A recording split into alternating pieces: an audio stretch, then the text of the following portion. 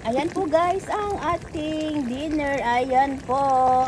Inuna ko munang inilagay po yung kamote at saka yung malunggay guys. Kasi mga matitigas po yung mga yan. Matagal maluto po guys. Ayan. Hindi ka na po yan ginisa po guys. Pinagsabay-sabay ko na lang po lahat. E inuna ko muna yung ano guys, yung karne. Pinalambot ko muna yung karne po dyan guys.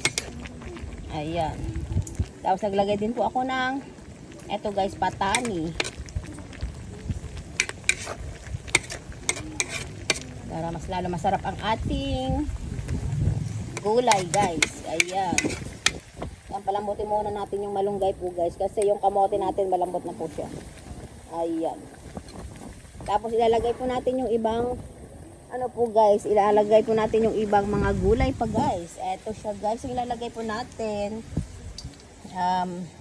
talong, okra guys. Tapos singkamas, ayan, sigarilyas, ayan po guys. Saka may konting nakuha tayo ng ampalaya po guys. Ayan po ang ilalagay pa natin, dadagdag po natin sa ating gulay. Ayan na po guys, nilagay na po natin yung mga ibang ano pa, gulay. Ayan po guys.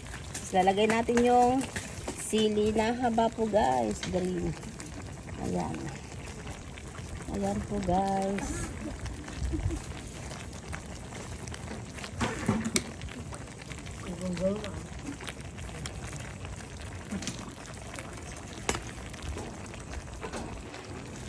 Ayan, tapos lalagay po natin yung gulay na ano, hindi ko alam kung anong pangalan nito. Baog ang tawag sa amin dito guys. Pero masarap talaga yun.